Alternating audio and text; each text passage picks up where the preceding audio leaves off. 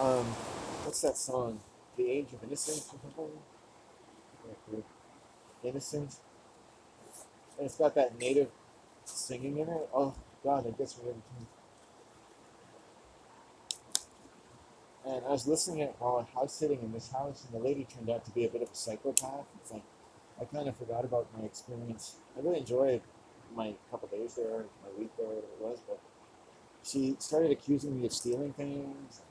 It got a little weird. So I think there was some bad motive there. But also, I think she was domestically abusing her infant son. Not the first time I've seen a white woman intermarry with another race and bully her children. Um, I don't know what this is, but exactly, but it doesn't seem nice. And I've seen it a few times, so I think there's a pattern out there. Um, and often the other ethnic male, or the brown skinned father, is of an exceptional class of character in every way, except that they have the bad luck of meeting this white woman, knowing that, and even white men have trouble with these kinds of women because they turn out to be kind of psychotic and high maintenance. They just have a lot of issues, and or you could say that about anyone really, but and I see like there are men who die. These are men who die. These are men whose sons are being bullied. Essentially, they're being bullied, and they're just very like white women can often get really intense, like, and all of a sudden it has to be all about them, no matter what, and they can do anything they want. It's like totally psycho, and then they establish new parameters relationship where it's now like you have to just sort of take stuff from them. Take it and take it. They're never happy, and part of the relationship now is them being really upset with you and being able to be with you or their children, and nothing can be done about it because they establish all of the rules of engagement, and they basically burn bridges. They antiseptic for trust, and then you just build a world around their chaos. It's awful. Happens all the time, and it's a disintegrating energy. You could say put into the women by society, and then they spread it like a venomous verbal machine gun around them, and bad things start happening to their children and their partners. And this woman was imagining that while I was house sitting, that I had stolen her CDs or taken them, as she put it, just without asking.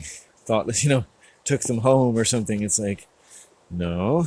Um, I told her I just listened to what was in there or something, or whatever it is.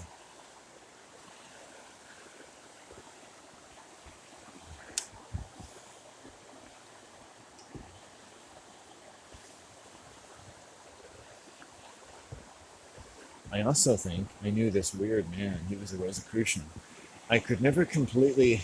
He was being really weird the whole time I was there, and I'm not entirely certain he didn't just see me walking the dogs one day and walk down into the house and go in there and take a CD just because, you know.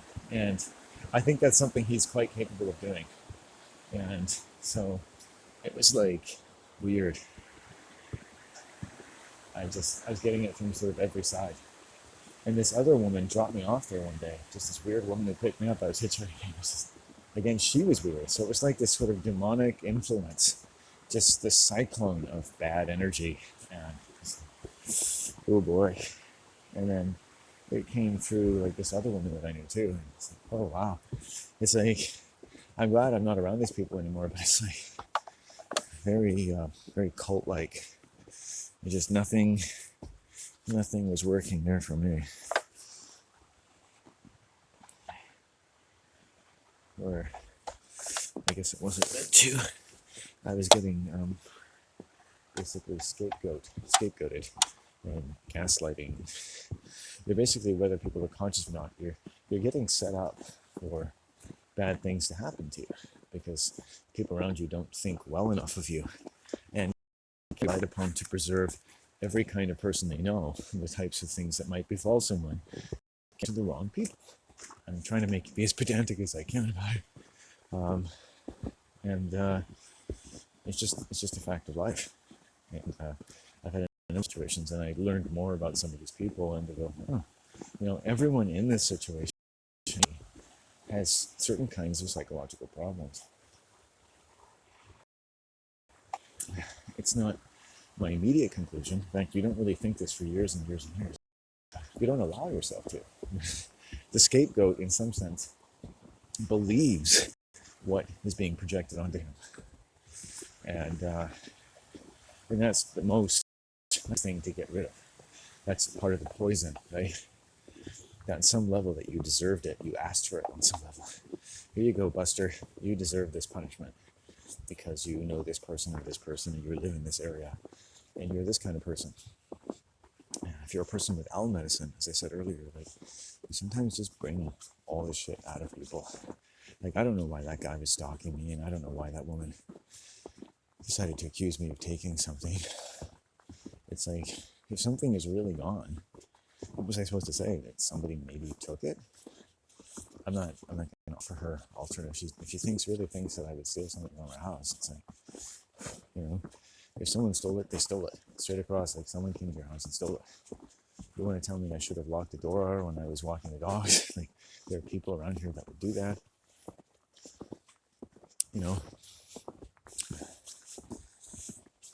But maybe this guy really did it when he knew I'd be blamed. He just wanted to do something disruptive. And that's kind of who he was. He would tell me stories about when he was young in Holland, and he would see trucks full of dead bodies, and how he just started becoming impish, taking risks, doing devilish things, So it's a really creepy situation. I never talked to that woman again. She didn't seem to want to talk to me, but what I really learned was that she had a very dark side to her. I started to really, because the husband, right, who knew me, he wasn't upset. He didn't think I stole anything. He knew I would never do that. So it's like something, obviously it's not me. And I'm not going to take the blame for this weird dude that lives up the street who's stalking me, because he knows you're away. It's Salt Spring. It's like some creepy fucking people around.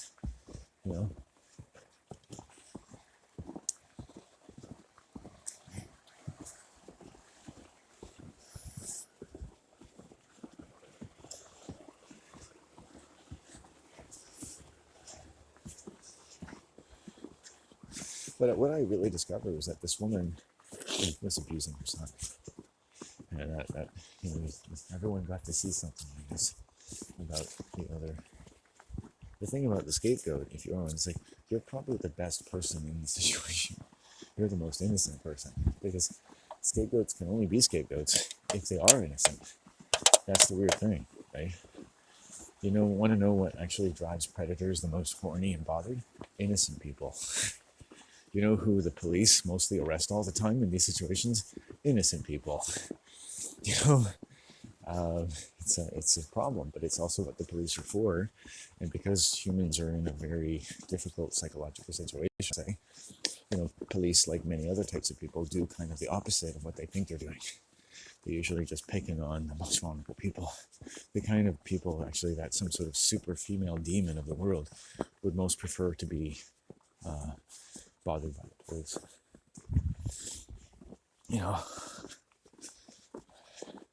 Like, if the police really just focused on genuine crime, in the sense that we could just reasonably agree that this is like a good use of those services, we would be fine. And crime rates would just go down. The whole point of the police is for them not to do their job. That's how it works. So it allows organized crime to flourish while having a totally other different income source that allows a totally, Lone Ranger blue people to lay regret upon poor and often male and female people. That's all. And they have to lower their inhibitions to wear a Halloween costume and lay hands on people. It just happens to the human brain. They're innocent of it. It's just what costumes do. And when you let people lower their inhibitions and do those kinds of things, they get to do things that you need to lower your inhibitions to do. You tend to lower your inhibitions in other areas because it's stressful, in fact, to lower your inhibitions. right? If you lowered your inhibitions and were a prostitute from the time of 12, right, you would think that you would have mental problems because you're used to lowering your inhibitions. You would have to lower your inhibitions in lots of other areas. You'd have drug addictions and things like that. You wouldn't know how not to lower your inhibitions. You'd have to do it in every area of your life to compensate for having to lower your inhibitions so much. That's why white people, no matter what they do, it always has to be work because they're lowered inhibitions in such in areas of their work and other areas. Whatever they do, they have to lower their inhibitions, and everything becomes more work, and they have to lower their inhibitions more and more.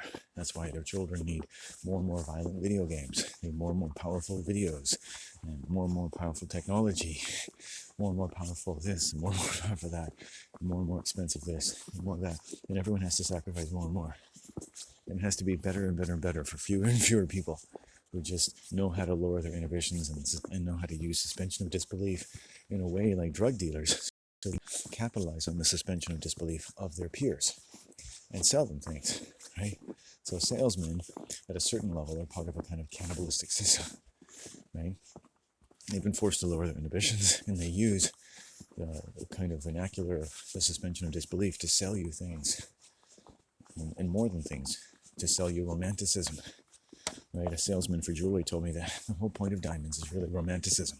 Diamonds are just cut glass, but they've added romanticism to it, and a precision, diamond precision of like measuring what is a true diamond by its dimensions and so forth and so forth. I'm not a jewelologist, obviously, gemologist.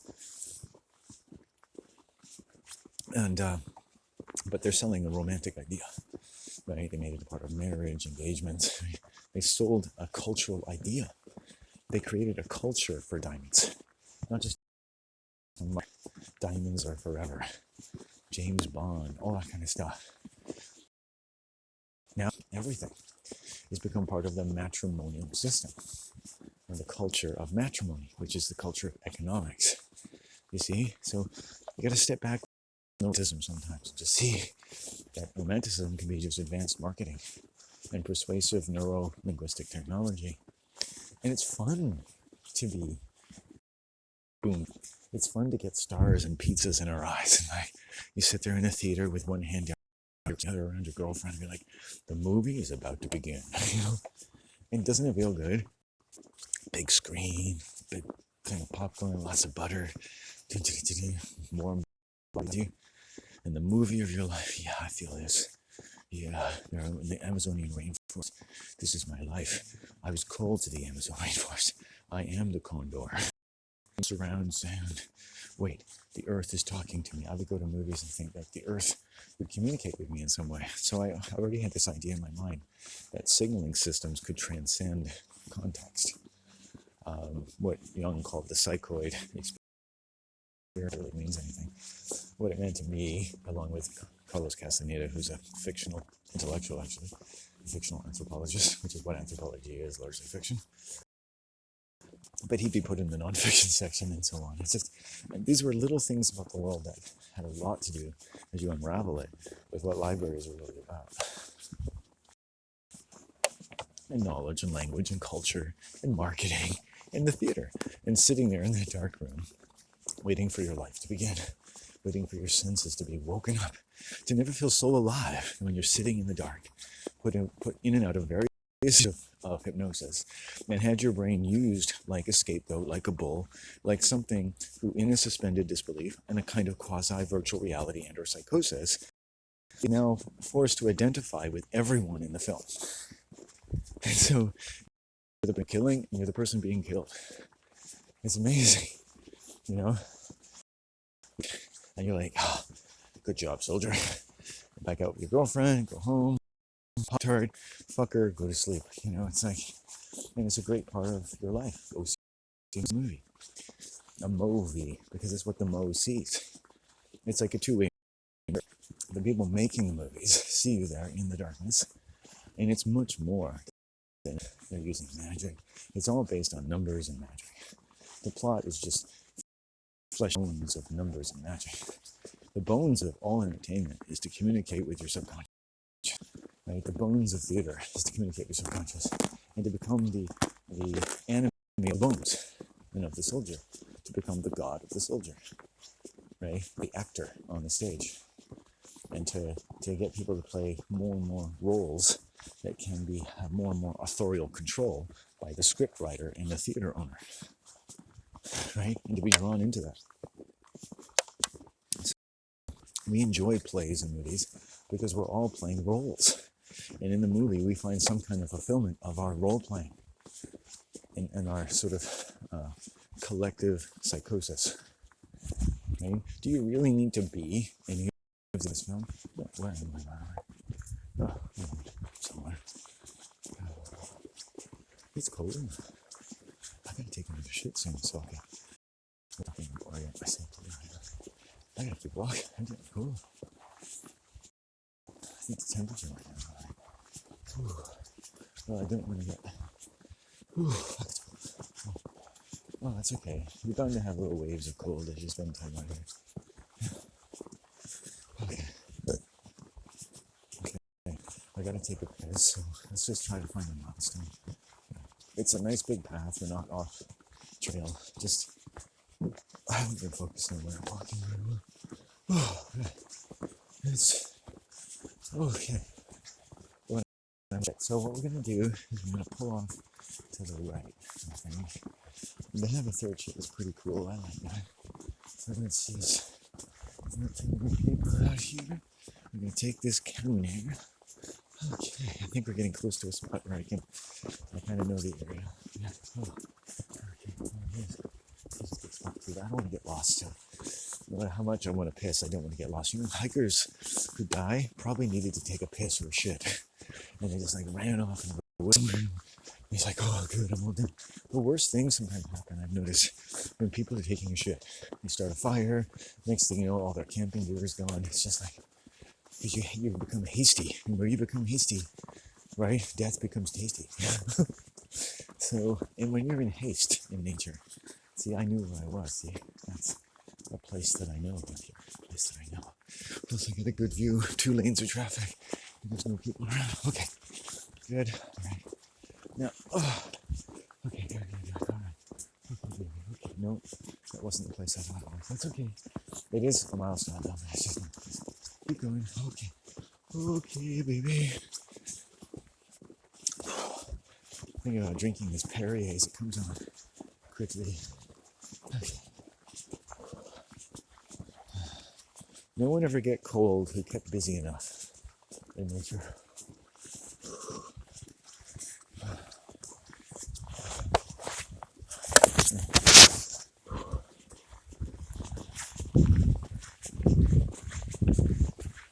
Woo! Woo! Woo! Oh my goodness. Oh yeah. I need shit area. What's this area? Oh yeah. It's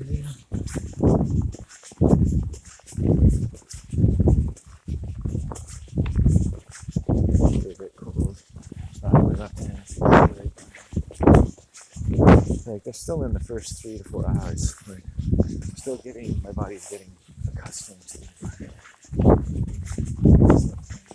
it. So you kind of know, it's kind of like the difference between night and day. Like when my system is stoked up enough, and I've been out here long enough, and I'm surviving well, and my gloves are dry. Like, you know, I can get a second wave of confidence as I assess, you know, where I'm at, how far I've gone, and how well I'm doing.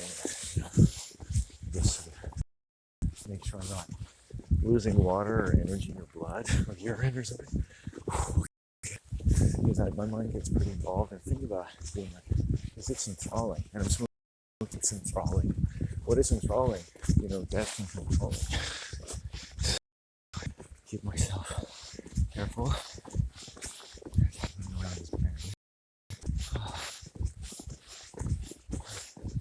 Looking for maybe a nice head off. It's good to get some forward momentum. Let's see where I am.